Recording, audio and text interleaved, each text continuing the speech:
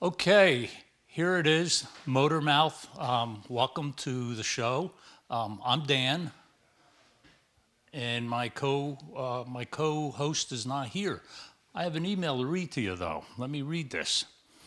Here she is, Miriam Ray, born 5:36 a.m. on Monday, April 24th, 8 pounds, 7.5 ounces. She's doing great. You see pictures of her on your screen there, also of her with her brother and sister. So congratulations, Kendra, the whole Cook clan, a little bigger family now. So that's why I'm here doing solo tonight. Hopefully I'll do well so I don't get fired from this. So okay, this past Saturday, which was 2 days before this filming time, we had our diner day here, right here in this diner. And again, it was a success. Had a lot of people here, a lot of interest.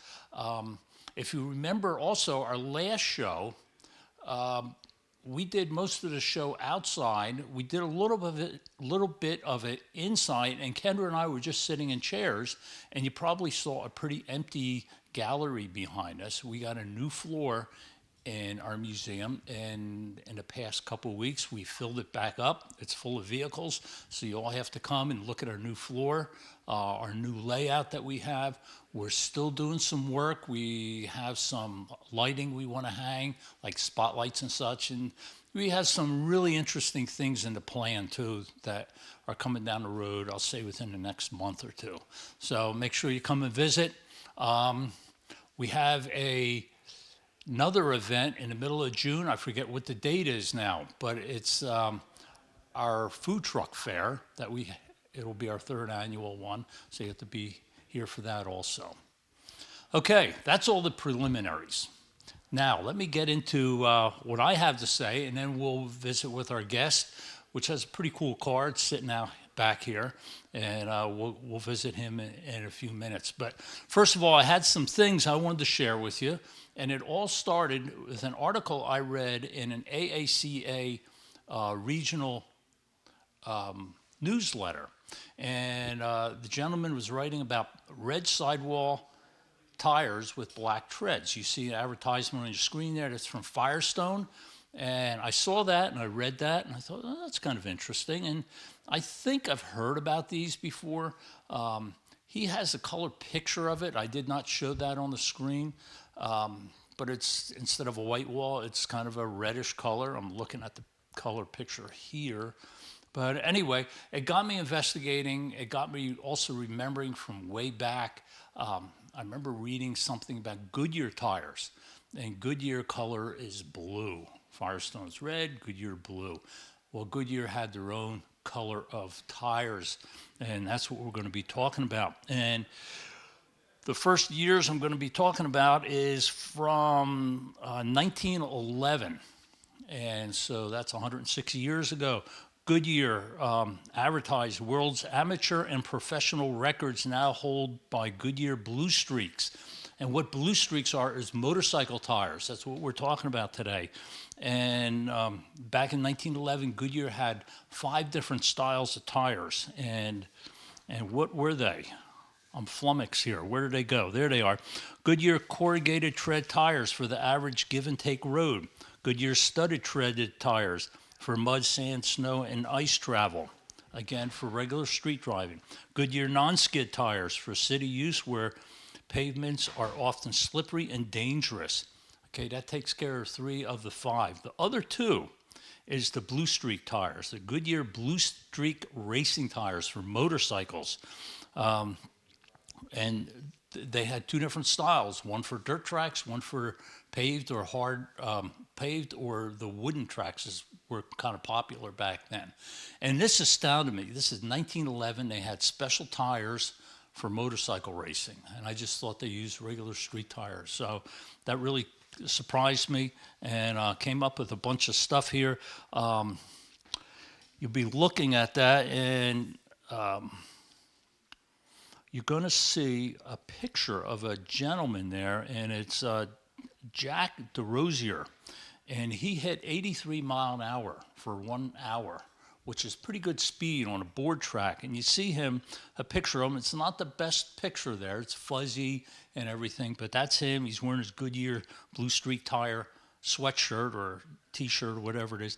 And in the back of it is the track itself. It's highly banked. It's made out of wood, which is a whole another thing back then.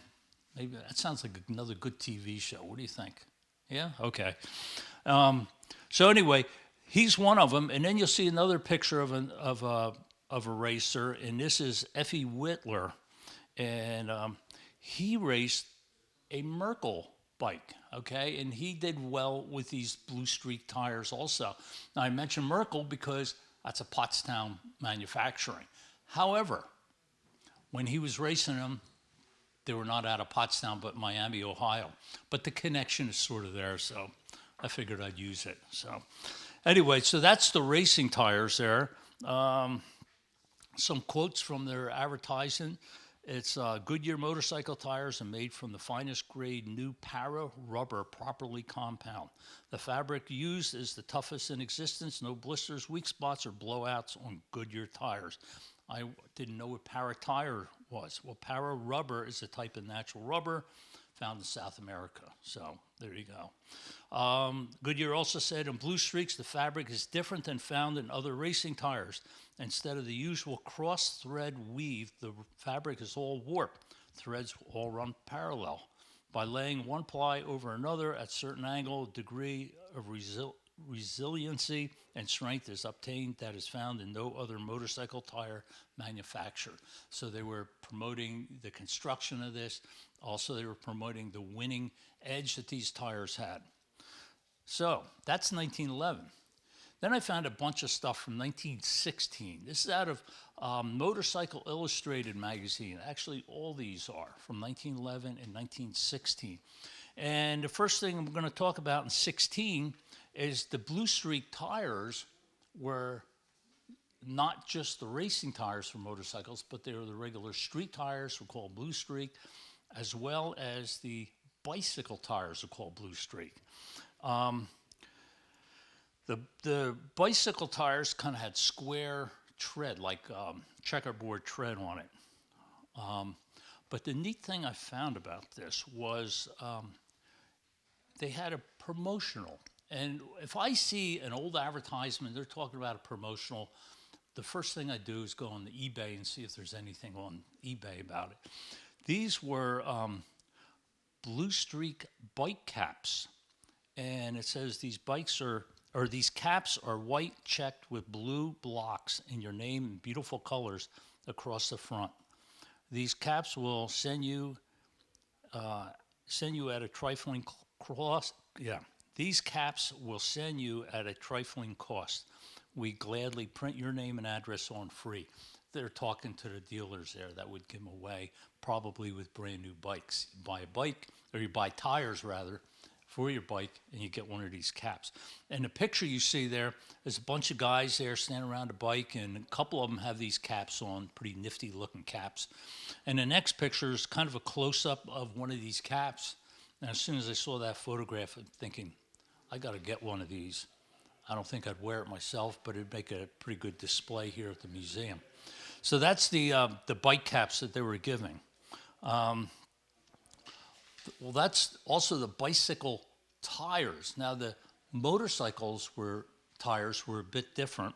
The bicycle had square blocks for the tread. The motorcycle tires had like diamond shape. And usually back then, if you see a tire tread and it has a diamond shape, it's Goodyear, because that was kind of their logo, a diamond shaped thing. The Blue Streak tires back for the motorcycles were of a white compound, but down the center of the tread was a blue streak. Now, I read somewhere, and I tried to find it again. I couldn't, but I believe that blue streak would wear out after a while as a wear indicator. So when it wears out, time to get new tires. So I'm not really sure about that, but I don't know. It sounds interesting. The Blue Streak tires. The biggest thing I saw for advertising for them for the motorcycles in 1916, let me read this. Over 50% of the motorcycles patrolling the Mexican border are equipped with Goodyear Blue Streaks. 1916, patrolling the Mexican border. You know, we think about that with the political things going on now about the Mexican border. Here they were doing that 100 years ago. It's because of Pancho Villa, you might have heard about him, making raids in the United States, killing people, robbing families, the whole deal. And so they had a real problem back then. So it says such preference shown Goodyears by the United States government is based entirely upon the remarkable performance records of these tires. Tires less sturdy but dependable than Goodyear Blue Streaks would be far too risky for such dangerous service. You look at a picture there, you should be looking at one, and it shows a guy on a motorcycle, pretty stern looking, and kind of a sidecar type thing. It shows a shield with a gun barrel sticking through it. So that, I thought that was kind of neat. Also, you look at the next one, Blue Streaks. It shows a few of these motorcycles, and it's talking about the 50% of motorcycles, so on and so forth, about heavy machine guns and tandem scouting crews are entrusted to Goodyear Blue Streaks.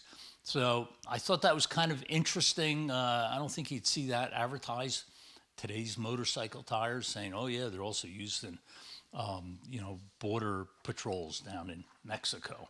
So that's kind of interesting, but it even gets even more interesting, so I think, okay?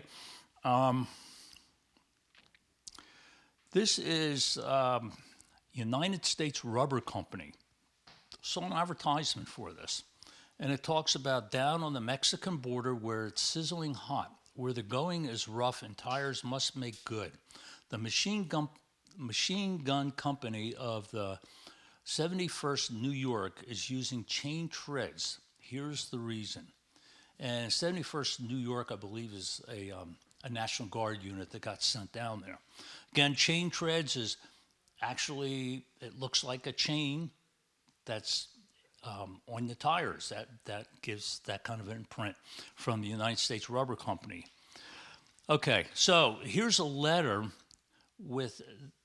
on this advertisement. I'm going to read some of it, maybe even all of it to you.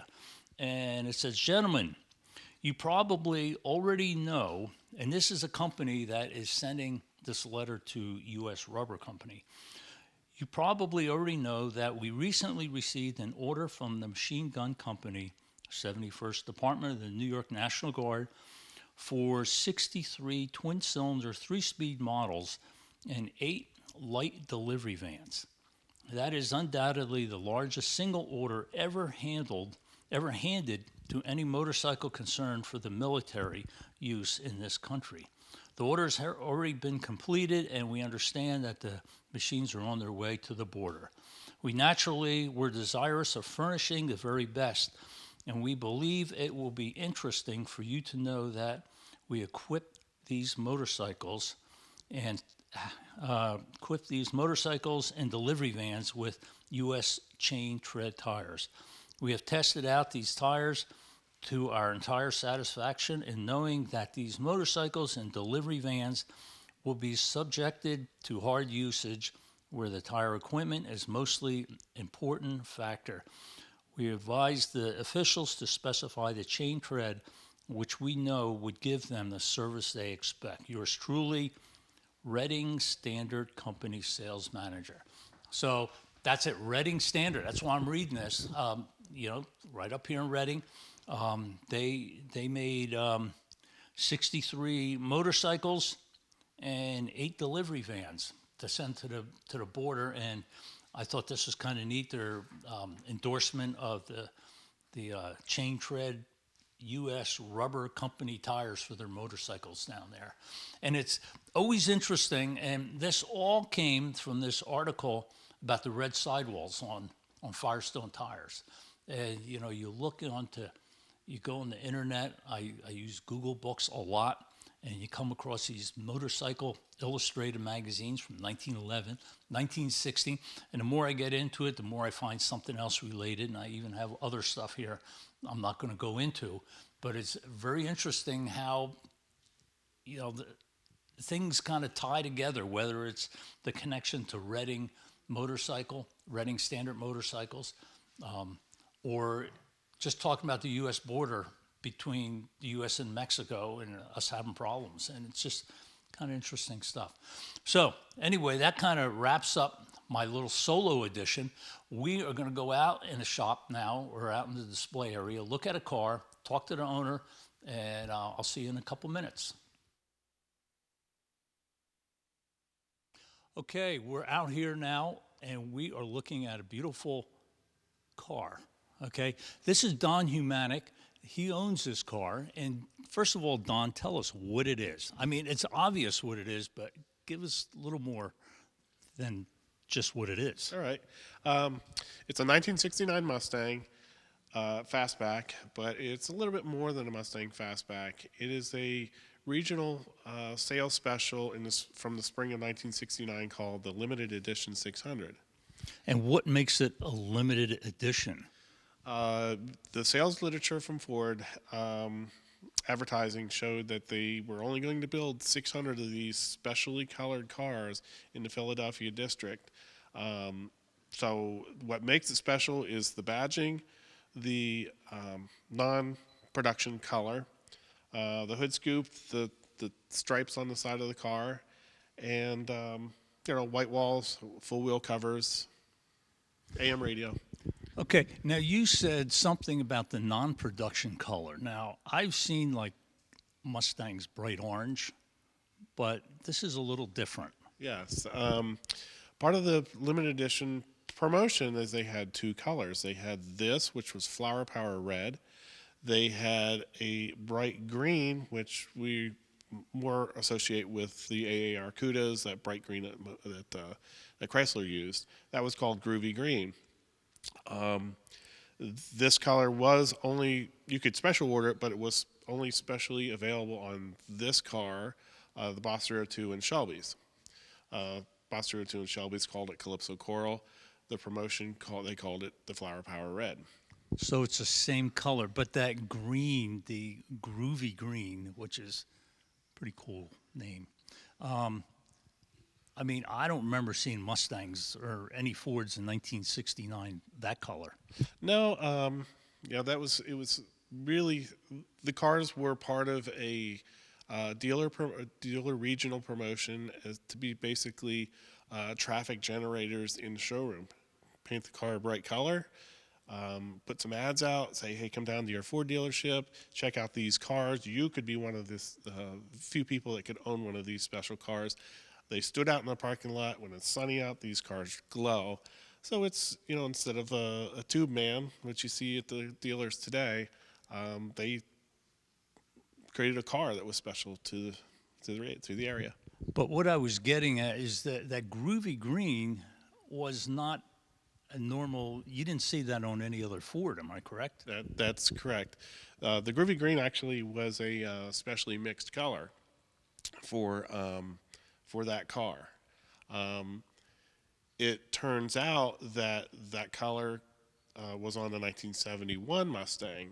So there's a theory that these were kind of test marketing the colors.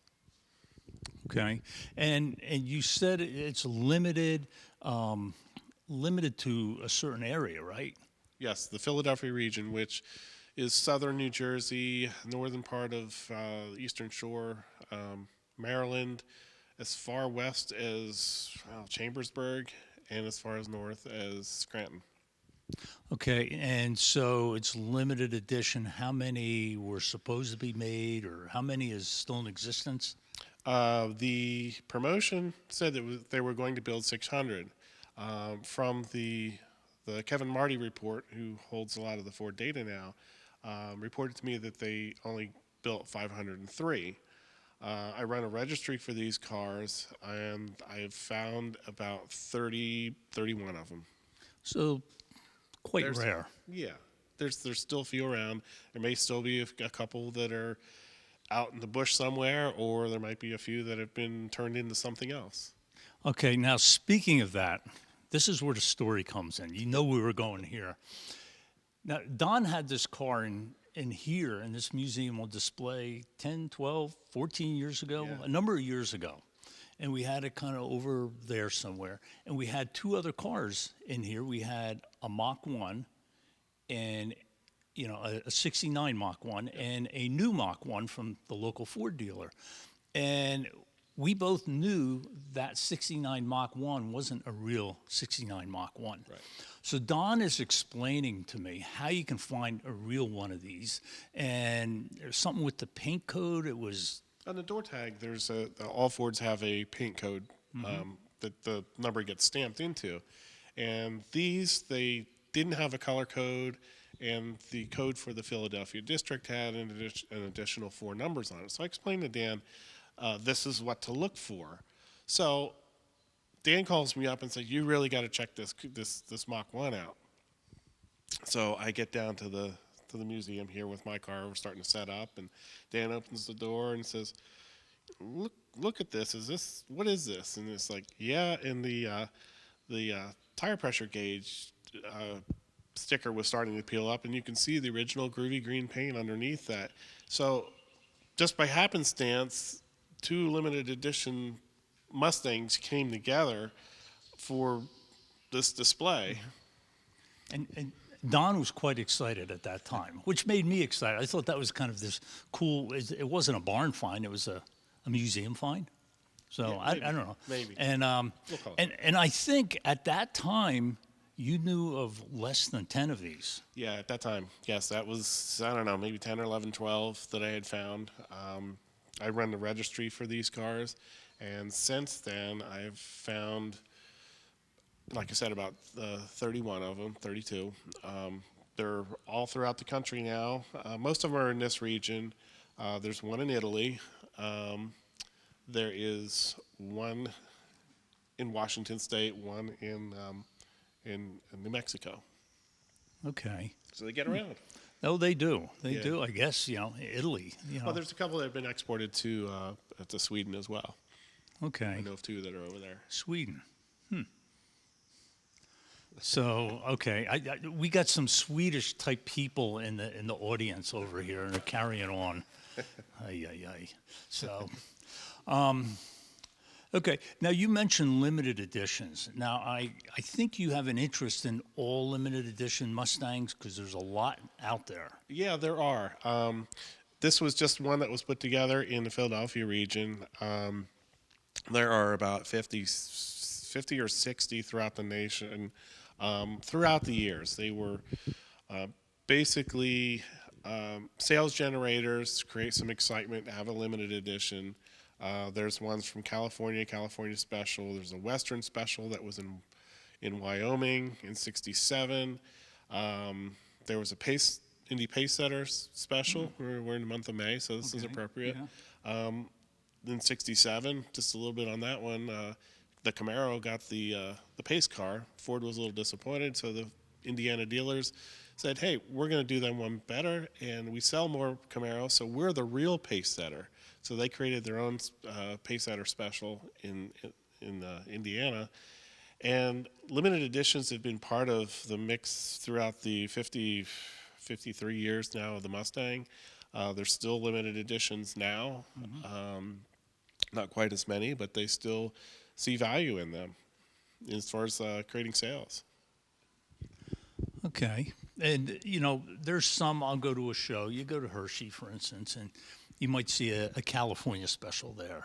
And I remember there was it's a high country special. I've seen one of them, a number of times. But, other than that, you don't see them. Now, I know a couple of years ago at Carlisle, you put together a whole display of limited editions. Yeah. And I wanted to make sure I saw that, and that was pretty unique, and it was a really good show. Yeah, I mean, special editions is a hobby of mine and doing a lot of research in that. And when we presented the idea to the Carlisle management in 2012, I guess it was, we said, we have this idea of getting all these special editions together. What do you think? And they said, do it, see what the feasibility of it is. And we collected 46 special editions throughout the country. and that was on display to celebrate the 50th anniversary of the Mustang. Yep. And I know I've heard feedback from people that visit Carlisle Ford show, and they say, "Oh, another Mustang display in the big building." And the feedback that we got from a lot of the visitors there was like, "Wow, we had no idea that these cars existed, and this is really, really interesting." And there were a lot of them that were brightly colored like this: bright yellow, bright green, bright blue. So it was a big success. And I can see the interest there because, I mean, you do see a lot of Mustangs. Yep. You know, you go to the shows and you see them. But, you know, then you go and you see a limited edition, you know, you put a small number there. And it always, that catches my eye. When I see limited edition and that kind of stuff, that I always take a second look. Yeah, and from showing this car since 1999 was the first year I showed it, there was no real interest in it. It was just an orange car. The car has a 6-cylinder in it, so it's one of those oddballs, and it would be beside a car with a big block, a Mustang, with a shaker hood scoop, and everybody would be drawn to that. But the attitudes have really changed towards these special editions within the last probably 5 to 7 years, because everybody knows what a Mach 1 is. Everybody knows what a Boss 302 is, and these high performance cars. But they're looking for something that's different than just a regular car. They can't really afford the high dollar performance cars. So the interest in the special editions cars has really peaked, I would say, in the last few years. So these types of things people are really interested in more now than they ever have been. And you said the high performance cars, and a couple minutes ago you said this has a 6-cylinder. Yep. And you see this car. I mean, you stand back, you look, it's flower power orange. I mean, that tells me it's powerful. Okay. I mean, it's a bright car. It's sporty looking. Even got the hood pins. They usually don't go along with 6-cylinders. So, how many 6-cylinders are there of these? Well, in '69, there were only 2,500 6-cylinder, 200 6-cylinders put together in that year. That's really low production when they built 177,000 for the whole production year, and most of them were V8s. Right. And now a lot of these, from my research, a lot of these special editions cars were 6-cylinder cars. And the reason for that is Ford's trying to sell cars. That's all they're interested in. So let's put a bright color on this car, leave it a 6-cylinder. Somebody will buy it because it's bright orange, bright green, bright blue, whatever. Ford just basically makes more money on a 6-cylinder car than they do an 8. It's cheaper to build. Now, I look at this and it looks nice. When you got this car, was it in this condition, or what did you do to it? Fill us in with that. This is my first car. I bought this to be my runaround car in 1980. I bought it. It had an Earlshire paint job on it. The stripes and the badging on the side was all painted over, overspray everywhere. The wheels were painted, like Earlshire used to paint his cars for 1995. But I drove it around, drove it to work, drove it to high school, drove it to college, drove it everywhere. Restored it once in the 80s, brought it back to the original color, kept it original looking. And then rust started to get the better of it, and I stopped driving it in the late 80s. Throughout the 90s, started to restore it. This was a project of love for me. This was my car, my first love, if you want to call it.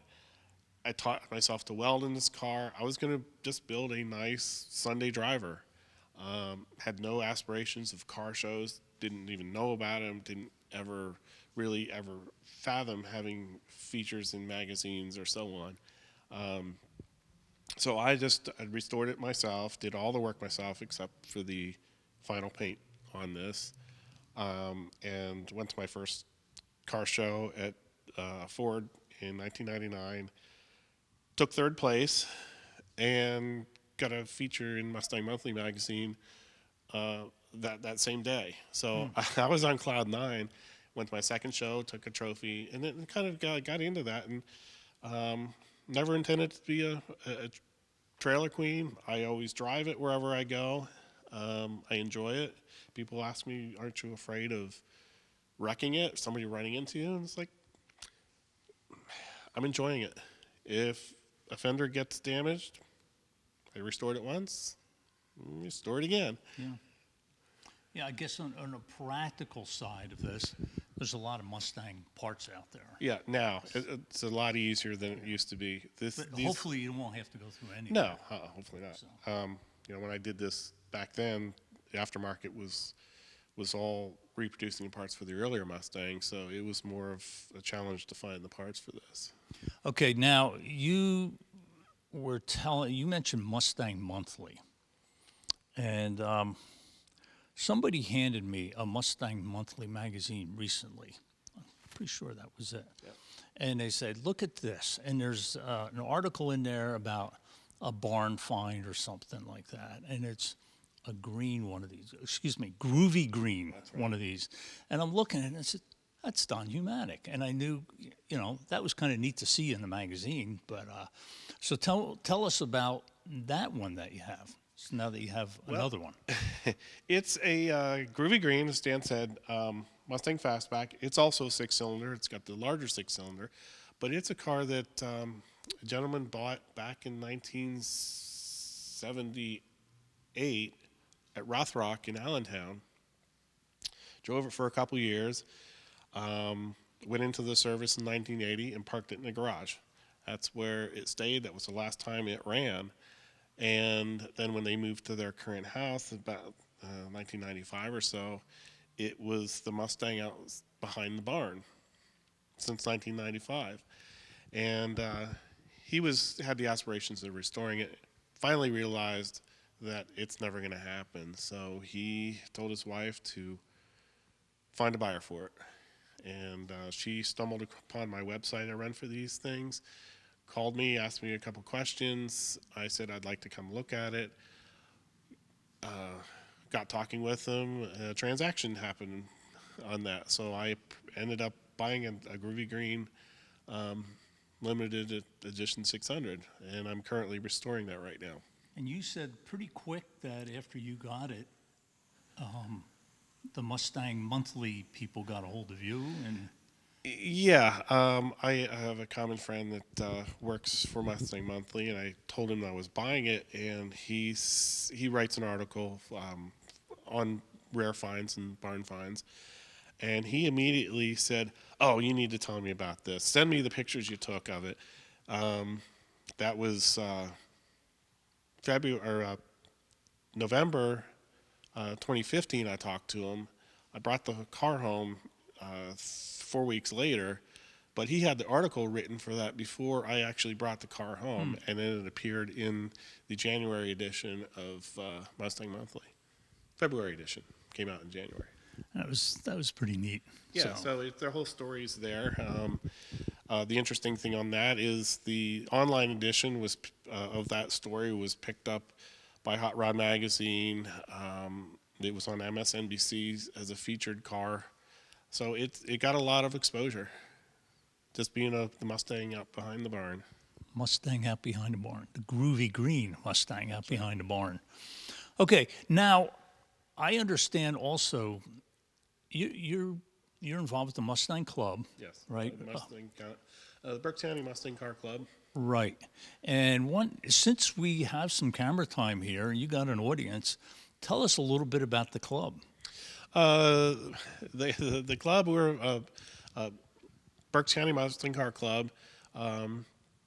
We are, I wasn't expecting to talk about this, but. Oh, I'm sorry.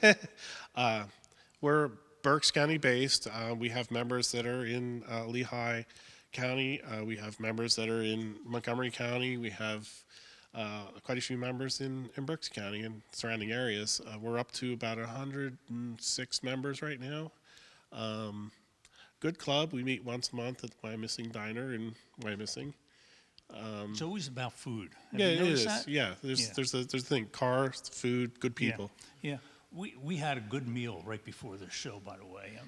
In the diner. Yeah, in the diner. So, But we put on 2 car shows. Well, we're putting on actually 4 car shows this year.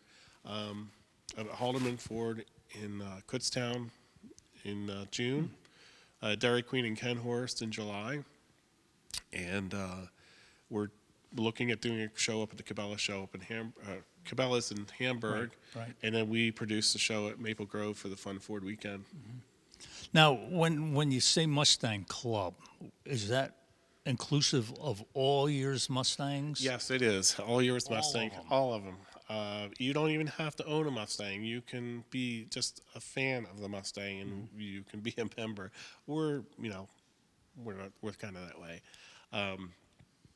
We put on, like I said, the car shows as a club. We're doing some more driving events and getting together. We have a cruise in at Dairy Queen first Wednesday nights of the month. And it's open to any car. We don't care. Just come on out. So we try to get around the community. And all our proceeds from all the car shows and collections and auctions and all the things that we do go to local charities within Berks County. I ask about inclusive of all years Mustangs because, everybody has an opinion about the Mustang too, okay? And we were talking about it a little earlier, and, it's funny because a lot of people downplay the Mustang too, but, they sold really well and stuff. And, at that time it was looked at as an economy car, which we needed in this country also. Right. But it's interesting because the people who maybe have grown up with the Mustang too, that was a family car when they were a little kid. Now it's the car they want. And, I'm a little bit older than that, so Well, there's I not want many of this those car. around. Hot rods would use the front suspension off them, so Right. the ones that were around got parted out. So there's not a whole lot of them. I think Toby Tobias used the Mustang 2 body too up at Reading, so he had to stick that one in there. So do you have ongoing projects with this car? To get back to your car again, do you have ongoing projects or? This is pretty, other than maintenance. I had recently, what was the last thing I did? Last year, new door panels and things like that, just to keep the appearance up. The restoration on this was done back, like it said, through the 90s, and the paint's probably about 18 years old now. So it's just more of maintaining it, trying to keep it good looking. I guess most of your efforts is now being put into your groovy green one. Yes, Groovy Green is, as I affectionately call it, is under total restoration. I have it pretty much ripped apart, new frame rails, new floors. So everything is either in boxes or it's still being worked on. And Go ahead. I plan on having it. The wish is I would have it moving and drivable so it could be shown by the end of summer, but it's time consuming, so I don't know if that's going to happen. Like maybe in time for our Dorrier Day show. That's being probably aggressive with it. Aggressive. Okay, Yes. well, I figured I'd say that anyway. Oh yeah, well, definitely the following year. But Okay. if it's up and running, I will bring it out to Duryea Day. Did you hear that over there? Dorrier Day. we Oh, go. okay. So, Bring it out as it is. yeah. So, anyway, thanks for bringing the car. Thanks for Going having to be seeing, this is unique. It's a 6-cylinder, which you don't see 6 cylinders in Mustangs No. hardly at all anywhere, no matter what type they are. No respect. No respect, and that's neat. And that's it's a neat car, neat color. I'm glad you brought it out. So, Thanks. thank you. Okay, here we are, or not we. Here I am. I'm sitting in front of the diner. I'm kind of tired. It's been a long day and such, but it was suggested that I would sit here or be in front of it because the diner really looks good. It always looks neat when it's lit up like this. We don't have the big bright lights on it, so it kind of gives more the natural look of the diner. And I have to tell you viewers who have never been to the museum that this diner behind me and where we do a lot of the shows, this is the thing that most people want to see when they come in here. We have special events. We actually feed people in there. I mentioned we had Diner Day a couple of weeks ago or a couple of days ago, and it's pretty neat. Now, another thing, I'm sitting on the steps here, which are brand new steps, by the way, but the reason I'm sitting is so you can see our new floor. I mentioned right in the beginning of the show, we have a new floor. It's in here. We were closed for several weeks. I'm trying to think, 6, 7, 8 weeks, something like that. And they pretty much dug out the floor that we had in here and put a whole new floor in here. It's very, very nice, very smooth. It really looks excellent. We had the rough floor. I don't know if for those of you who have visited here, you probably noticed the rough floor. It was uneven. There was some concerns about it. It was hard to keep clean and so on and so forth. Now, all those problems have been alleviated. Now, I also have to tell you, to my right here, it's just blank, okay? There's not much there. I think there's a chair in the corner back there.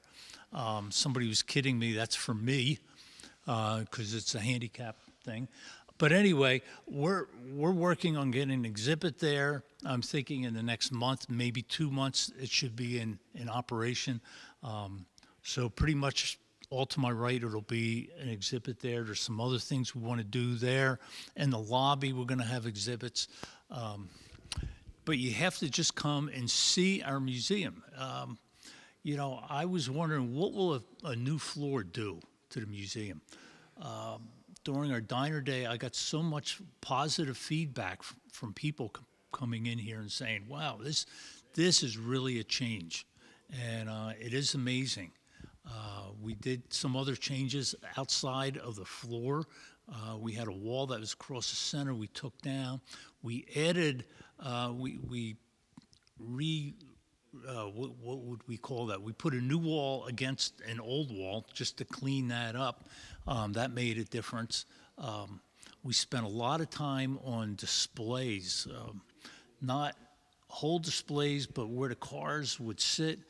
We have a chronological plan when you walk in from the lobby to here.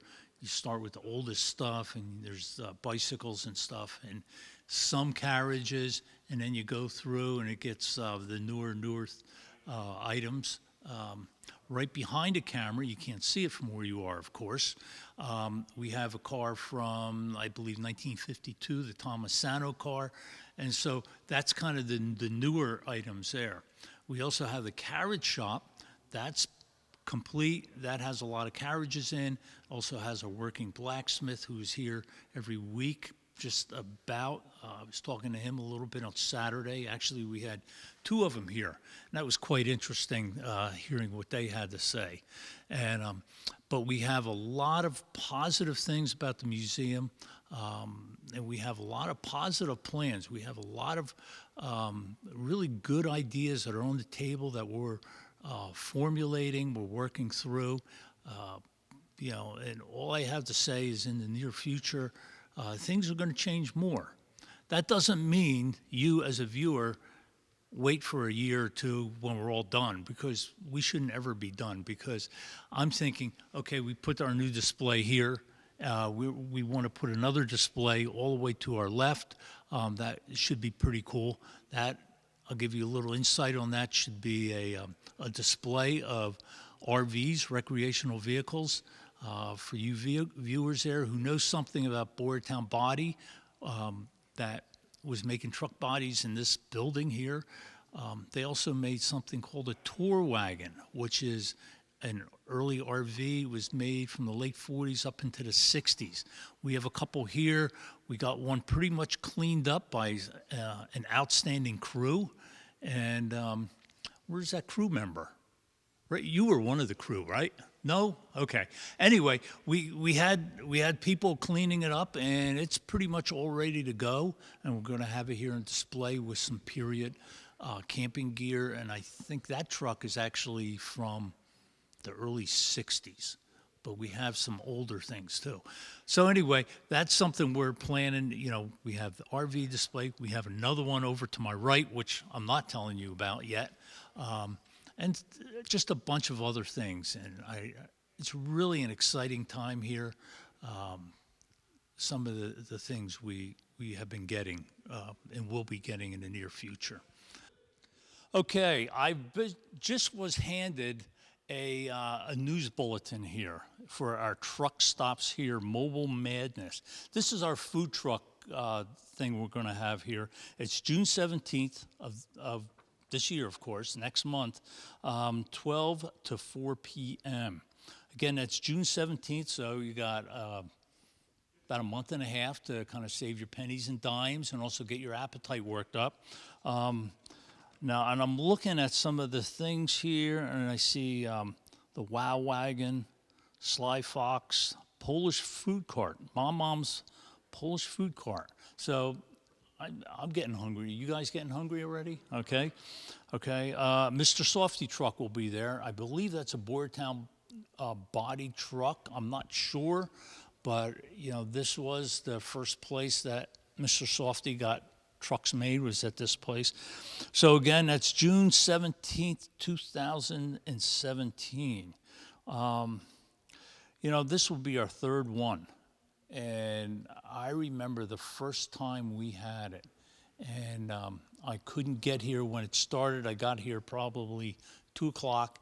And our parking lot over across the street where the food trucks were was just packed with people. I did not believe how successful it was. But anyway, I was told also, Kendra was telling me this a couple of weeks ago, that we do have a lobster truck coming. I don't know anything about them, but if you like lobster, come to it. Trying to think if there's anything else on here. I don't know. There's going to be music. There's going to be a photo booth. Okay, Ray, you got that? Okay, face painting, live blacksmith. So in other words, the museum was going to be open like normal, and the live blacksmithing, we're going to have the carrot shop with the forges working and the whole deal there. So that should be it. Again, truck stops here. There's a brochure. So I think you could probably see it on our website if you really need the date. So I'm going to say it again for the third time, June 17th, 2017, noontime to 4 p.m. Okay.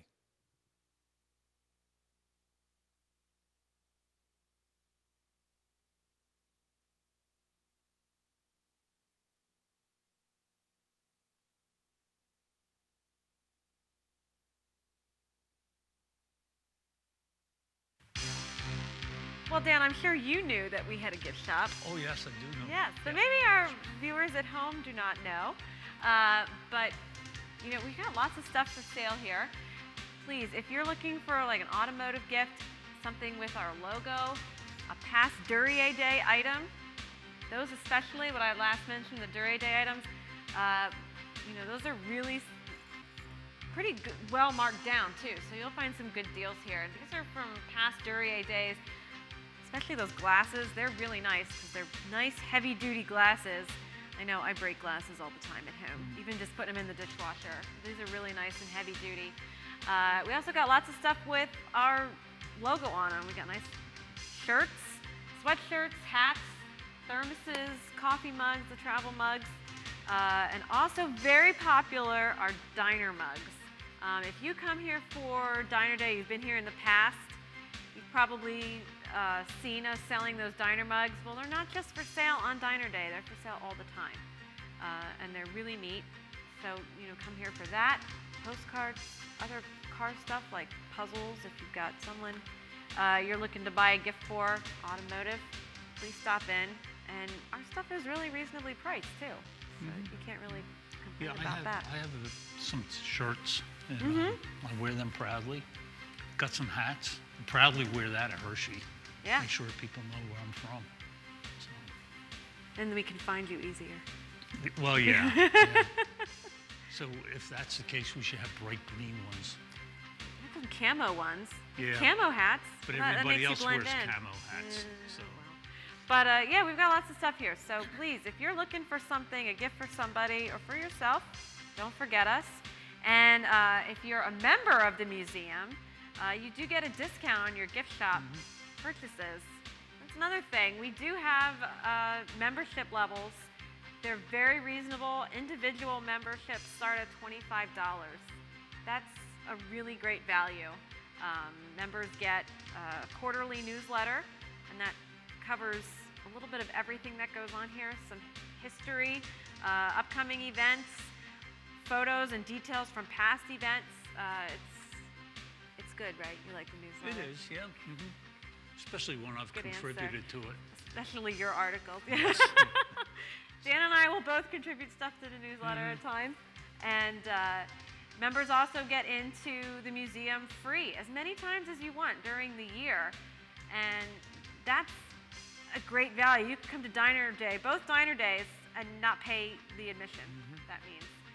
And we have so many great events coming up this year that membership would come in handy. So, and if you're an individual, come to the museum 5 times, you might as well just buy a membership. Right. And then you'll get the newsletter. Because, and I've noticed in the past couple years that we've kind of ramped up the membership benefits, you know, about having free events and stuff for the members, and so that's pretty good. It's a great value. So if you have any questions about any of this, the membership, stuff for sale in the gift shop, come visit us here at 85 South Walnut Street, or call us at 610-367-2090, and we'd love to hear from you. Okay.